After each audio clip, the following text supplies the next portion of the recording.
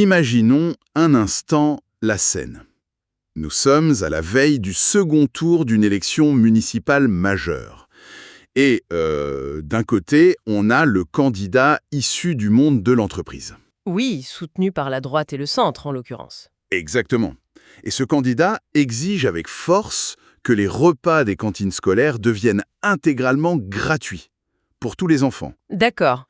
Et de l'autre côté, le maire sortant, qui est écologiste et à la tête d'une coalition de gauche, s'y oppose avec la plus grande fermeté. Il refuse catégoriquement cette gratuité universelle. C'est vrai que présenté ainsi, cela semble relever d'une erreur de scénario. Je veux dire, les repères idéologiques traditionnels paraissent complètement inversés. Absolument. Et pourtant, c'est la réalité exacte et même fascinante de ce mois de mars 2026, entre le Rhône et la Saône. Nous parlons donc de Lyon. Tout à fait. L'objectif de notre décryptage aujourd'hui est d'analyser cet entre-deux-tours des élections municipales lyonnaises. Et si cette exploration est cruciale, particulièrement pour ceux qui observent les politiques publiques depuis la capitale, c'est parce que l'écart entre les deux visions qui s'affrontent est aussi abyssal que l'écart en voix est infime. C'est le moins qu'on puisse dire. À l'issue du premier tour, le maire écologiste sortant, Grégory Doucet, est arrivé en tête avec 37,36% des suffrages. Et juste sur ses talons, Vraiment juste derrière, oui. oui, Jean-Michel Aulas, qui mène la liste de la droite et du centre, atteint 36,78%. La différence se compte à un peu plus de 1000 voix. C'est incroyable. 1000 voix à l'échelle d'une métropole de cette envergure, ce n'est plus vraiment une élection, c'est un jet de dés. C'est exactement ça. Et c'est précisément ce qui rend l'observation de ce laboratoire lyonnais si pertinente pour l'auditoire parisien. Lyon opère vraiment comme un laboratoire à ciel ouvert des mutations urbaines. Avec les mêmes problématiques qu'à Paris, j'imagine. Absolument. La densitation, la friction constante entre l'espace dédié à l'automobile et celui dédié aux mobilités douces, la pression immobilière, ce sont très exactement les mêmes lignes de faille qui fracturent l'espace parisien actuel. Eh bien, avant d'aborder le bitume et le béton, penchons-nous peut-être sur la mécanique politique. Parce que dans un scrutin aussi serré, la victoire passe inévitablement par le jeu des alliances. C'est la règle d'or de l'entre-deux-tours, en effet. Voilà. Et Grégory Doucet a opéré ce qu'il qualifie de, je cite, « fusion technique », avec la liste de la France Insoumise menée par Anaïs Bilwassa-Chérifi. Le maire sortant a donc intégré 9 candidats insoumis sur sa liste pour ce second tour. Mais il prend bien soin de préciser les conditions de cet accord. Oui, il assure que le programme reste strictement celui des écologistes et qu'aucun poste ne sera accordé à la France Insoumise dans le futur exécutif municipal. Mais soyons réalistes un instant. Je vous écoute. Sur le plan purement institutionnel, une fusion technique, n'est-ce pas un peu une illusion d'optique? Je veux dire, une fois élus, ces 9 conseillers siégeront bel et bien au conseil municipal. Comment un maire peut-il garantir qu'un groupe d'élus ne pèsera pas sur les décisions, surtout lorsqu'il faudra voter des budgets serrés? Vous soulevez un point crucial. C'est toute la fragilité et potentiellement l'hypocrisie d'une telle manœuvre politique. Dans le droit des collectivités territoriales, il faut bien comprendre qu'un conseiller municipal n'est pas tenu par une promesse de campagne. Il vote en son âme et conscience. Il garde son libre arbitre en somme. Exactement. Si la majorité de Grégory Doucet venait à être étroite, ces 9 voix insoumises pourraient très vite devenir ce que l'on appelle une minorité de blocage. Ah, je vois. Le maire se retrouverait alors contraint de négocier chaque délibération importante, que ce soit pour de simples subventions associatives jusqu'aux très grands projets d'urbanisme. Et cette perspective n'a d'ailleurs pas manqué de provoquer une onde de choc dans le camp adverse. La réaction de Jean-Michel Aulas a été immédiate. Et d'une rare virulence, n'est-ce pas? Absolument. Il a qualifié cette union d'accord de la honte. Le débat s'est très rapidement déplacé sur un terrain moral et républicain. Le CRIF régional est même intervenu publiquement. Pour exprimer des inquiétudes, je suppose. Oui, s'inquiétant de voir la majorité sortante s'allier à un parti dont certaines prises de position récentes sur l'antisémitisme ont suscité de profondes fractures. Grégory Doucet a bien sûr répliqué en mettant en avant son propre bilan et son engagement personnel, plaidant pour qu'on ne confonde pas les polémiques nationales avec les acteurs locaux. Néanmoins, toute cette tension a engendré un événement de campagne que l'on voit très rarement, c'est-à-dire le refus pur et simple du débat démocratique télévisé. Ah oui, c'est vrai. Jean-Michel Aulas a décliné l'invitation de France 3 pour le grand face-à-face de l'entre-deux-tours contre le maire sortant. Il a fixé cette alliance comme une ligne rouge morale infranchissable. C'est un pari stratégique extrêmement risqué de faire ça.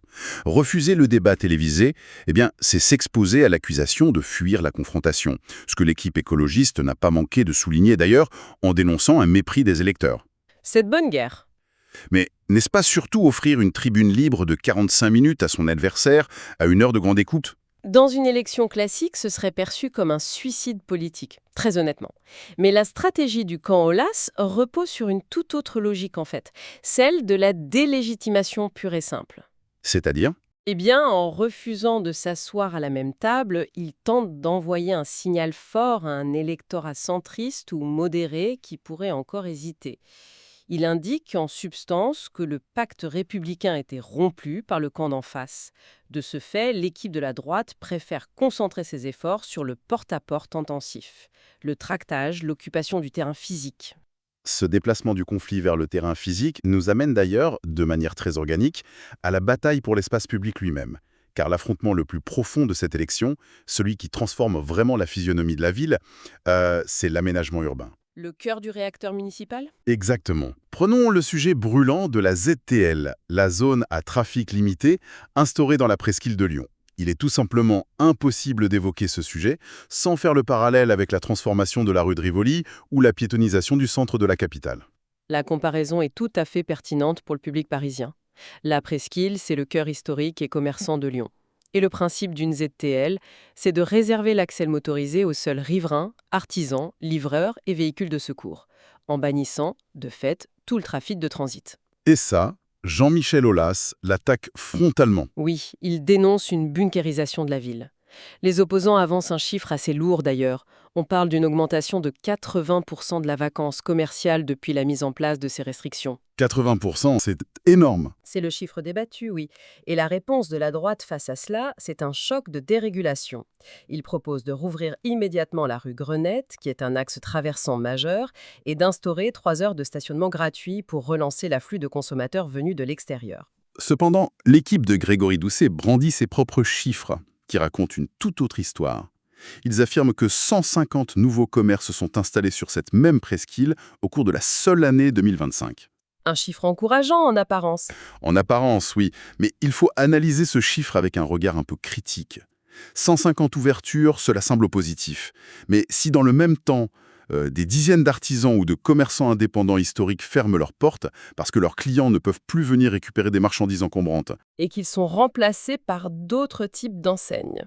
voilà. S'ils sont remplacés par des franchises de restauration rapide ou des concept stores éphémères, eh bien la vitalité économique et l'âme de la ville s'en trouvent profondément modifiées. Un taux de rotation élevé n'est pas nécessairement un indicateur de bonne santé. C'est exactement le cœur du débat sur la transition urbaine contemporaine. Le maire écologiste assume pleinement cette mutation. Son argument central repose sur la temporalité.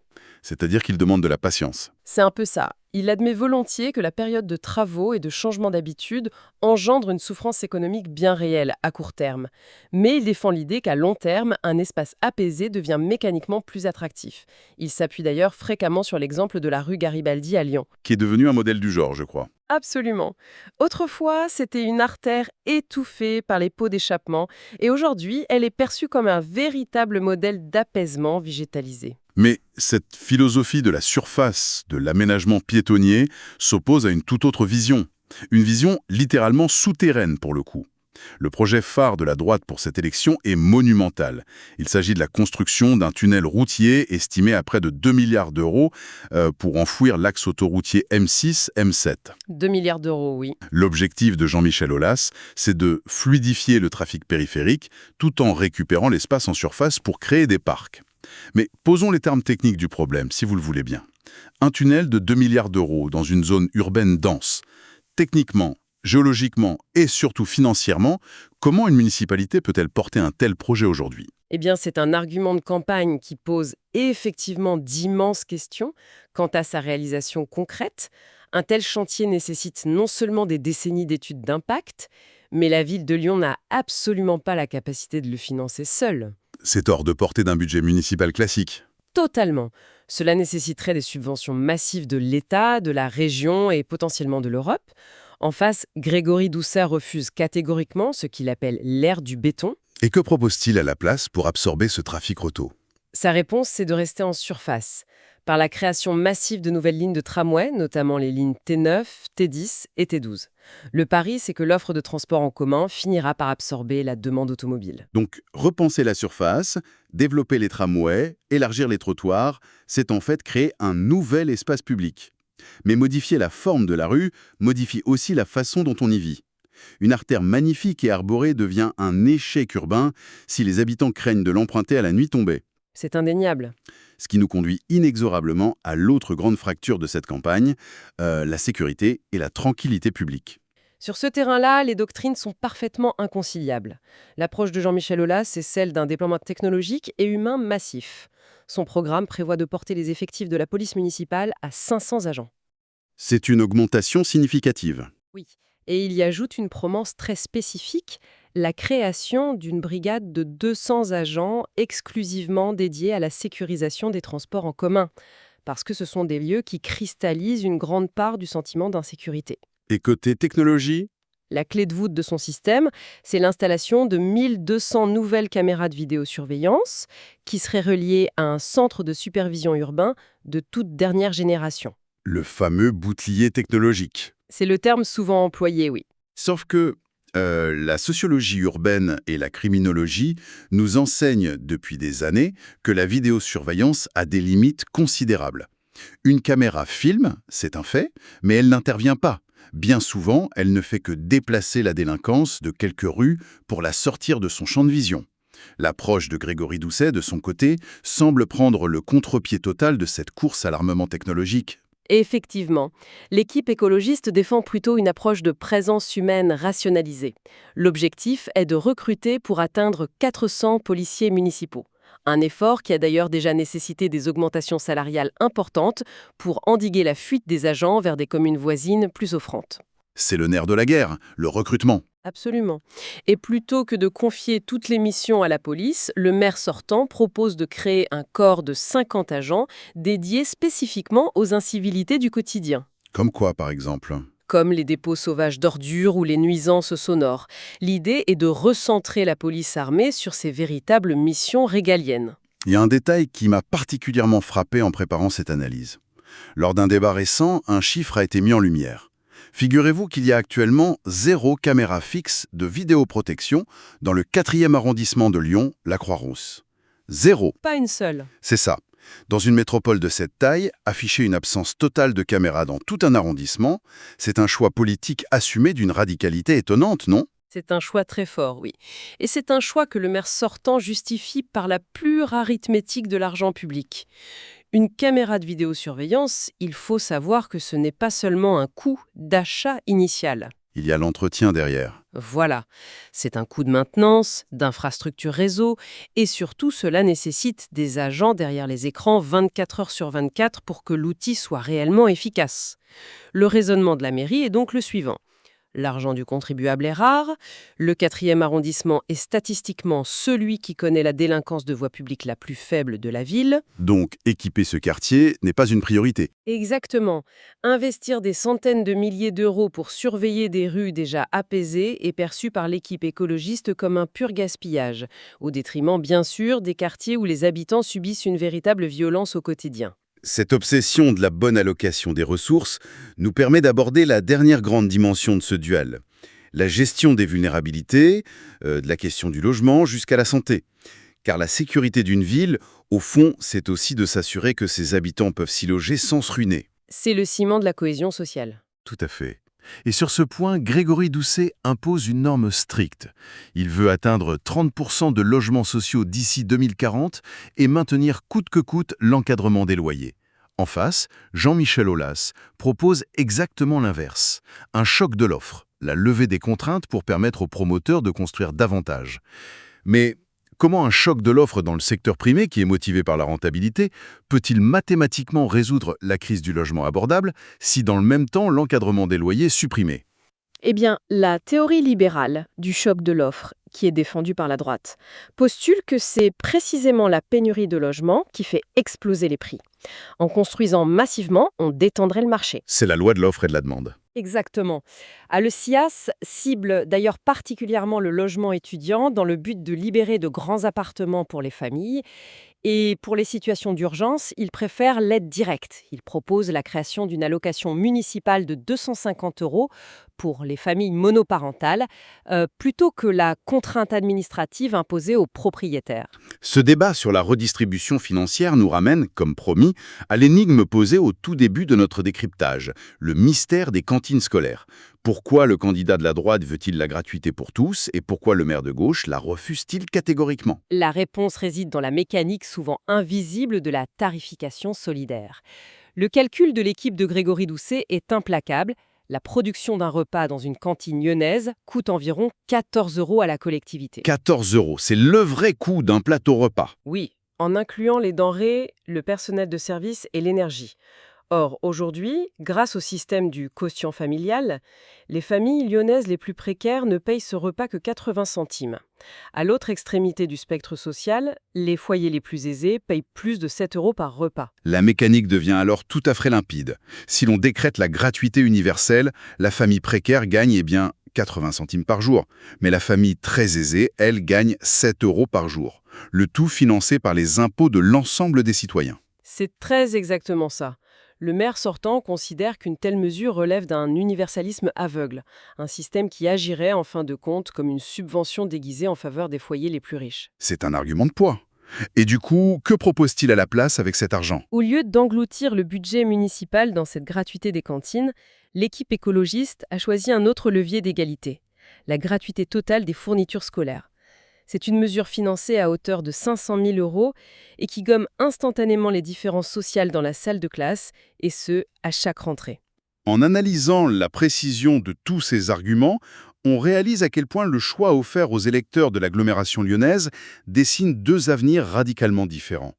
Il est sans doute temps de synthétiser un peu cette équation complexe pour notre auditoire. D'une part, on a la vision de Grégory Doucet, une vision qui repose sur l'apaisement par la contrainte, pour ainsi dire. C'est un bon résumé. Une priorité clairement donnée à la surface et au transport en commun, une régulation stricte du marché immobilier, une approche plus humaine et ciblée de la sécurité et une politique sociale qui rejette l'universalisme au profit d'une redistribution mathématiquement calculée. Et d'autre part, nous avons la proposition de Jean-Michel Aulas, qui est fondée sur le pragmatisme économique et le choc structurel. Un recours pleinement assumé à la technologie de surveillance, des projets d'infrastructures souterraines colossaux pour libérer la surface, et une dérégulation de l'urbanisme commercial et immobilier pour créer ce fameux choc de l'offre. Ce sont donc bien deux philosophies antagonistes qui s'affrontent, et pas seulement sur les détails techniques. Mais au terme de cette exploration détaillée, une réflexion un peu plus large émerge. Qu'il s'agisse de Lyon ou même du contexte politique parisien, les promesses électorales semblent avoir pris une dimension presque chimérique. Les candidats s'engagent sur des tunnels à plusieurs milliards, sur l'éradication du mal-logement, sur la refonte totale des infrastructures de santé. Et c'est là que réside le paradoxe vertigineux de la décentralisation en France. La grande majorité de ces compétences, et surtout les financements colossaux qu'elles exigent, n'appartiennent tout simplement pas à la mairie. Ce n'est pas le maire qui décide de tout ça. Non, absolument pas. Cela relève du budget de l'État, des prérogatives de la métropole ou encore de financements européens. Un maire promet, il conceptualise des projets, mais ce n'est que très rarement lui qui a le pouvoir final de signer le chèque ou de modifier la législation nationale. C'est une pensée volontairement provocatrice, bien sûr, mais elle me semble essentielle et c'est ce que nous laisserons à la réflexion de ceux qui nous écoutent. Face à cette interdépendance financière et juridique de nos institutions, l'élection municipale moderne, dans une grande métropole, n'a-t-elle pas muté de nature? C'est la grande question. Élire un maire aujourd'hui, est-ce qu'encore choisir un bâtisseur qui a le pouvoir direct d'agir, ou est-ce simplement élire le meilleur lobbyiste? Celui qui aura le plus d'influence pour exiger, négocier et arracher des budgets aux instances supérieures de l'État. C'est vraiment la question fondamentale qui plane bien au-delà des urnes de la cité rhodanienne.